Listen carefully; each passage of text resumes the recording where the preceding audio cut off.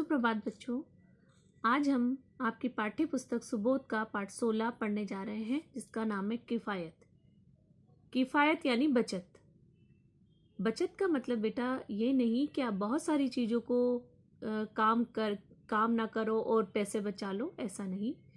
बचत मतलब जहाँ बहुत ज़रूरी काम है वहाँ पर पैसा ज़रूर खर्च करना चाहिए, पर सोच समझ कर।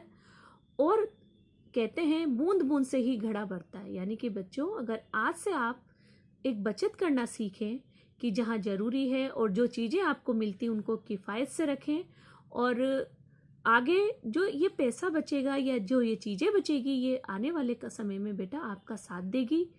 और आप इस तरह से छोटी छोटी बचत से अपने इस जीवन को सुंदर बना सकते हैं। तो इसमें एक ऐसी ही कहानी आज हम पढ़ने जा रहे हैं जो अप्पा राव नाम के एक बच्चे की है। चलो अब हम शुरू करते हैं। मोती टापू एक बहुत छोटी बस्ती थी। बस्ती मतलब छोटा सा गांव था। रेलगाड़ी वहाँ नहीं जाती थी। इस बस्ती के लोग जब शहर जाना चाहते थे तो वे 5-6 मील पैदल चलकर एक नहर तक पहुँचते थे। नहर के किनारे पहुँचने के बाद रात भर नाव में सफ़र करना पड़ता था। उसके बाद 4-5 किलोमीटर तांगे में सफ़र करने के बाद गोरतेपांडु नाम का एक छोटा सा गांव आता था। गांव से 8 किमी बस में जाने पर शहर आ जाता था। सोचो बेटा, कितना सारा मुसीबत पार करके उन्हें शहर पहुंचते थे, है ना। तो मोती टापू में अप्पा राव नाम का 10 साल का लड़का था। लड़के की उम्र कितनी थी बेटा? 10 साल।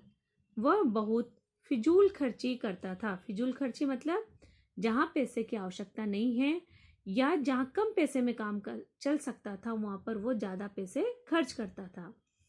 उस गांव में एक कॉफ़ी होटल था। अप्पा राव हर रोज वहाँ जाता था, इडली डोसे खाता था और बार बार कॉफ़ी पीता था। गांव में सस्ती और खाने की चटपटी नमकीन चीज़ें बेचने वाले फेरी वालों से भी कुछ न कुछ खरीद कर खाता रहता था। फेरी वाले कौन होते हैं? जो गली में आते हैं ना बेटा, उनको ही हम जो सामान बेचने आते हैं खाने पीने के या और भी, उनको हम फेरी वाले कहते हैं। यहाँ पर एक चीज़ मैं और आपको बताना चाहती हूँ। देखो, कॉफ़ी पर इस तरह का चंद्र बना हुआ है, बिंदु नहीं है। तो ये इंग्लिश वर्ड है और उसमें ये इंग्लिश की मात्रा, ये मैंने आपको पढ़ाया भी था। इसको ओ पढ़ते हैं, आ की मात्रा, और ये चंद्र को मिलाकर ओ पढ़ते हैं, तो कॉफ़ी। ठीक है, तो इस आगे हम पढ़ते हैं। अब ये तो था खाने पीने का हाल, यानी कि वो जो चाहे दिन भर खाता पीता ही रहता था।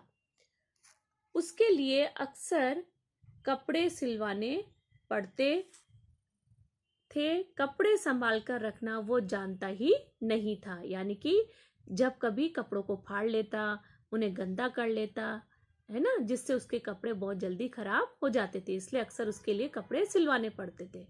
वो अपने कपड़ों को गंदा कर लेता था, अपने साथियों से लड़ता झगड़ता और कुश्ती लड़कर कपड़े फड़वा लेता था। हर रोज उसकी पेंसिल खो जाती थी, किताब फट जाती थी और नई किताब खरीदने के लिए वो शोर मचाने लगता था। वो बिल्कुल नहीं जानता था कि पैसा कैसे आता है और कहाँ से आता है। बेटा, आप अच्छे से जानते हो ना, आप तो जानते हो ना, आप ध्यान रखना, ऐसी मस्ती नहीं करना। वह इकलौता बेटा था। इकलौता मतलब उसके कोई बहन भाई नहीं थे, इसलिए उसके पिता उसकी इच्छा के खिलाफ जाकर खींचना नहीं चाहते थे। लेकिन उन्होंने कई बार अपने बेटे को ये समझाने की कोशिश की कि पैसा कितना जरूरी है, उसे कैसे कमाया जाता है, उसे कितनी किफ़ायत के साथ खर्च करना चाहिए। वो पिताजी के सामने इन सब बातों को बड़े ध्यान से सुनने का दिखावा करता, पर बाहर निकलने ते ही वो भूल जाता।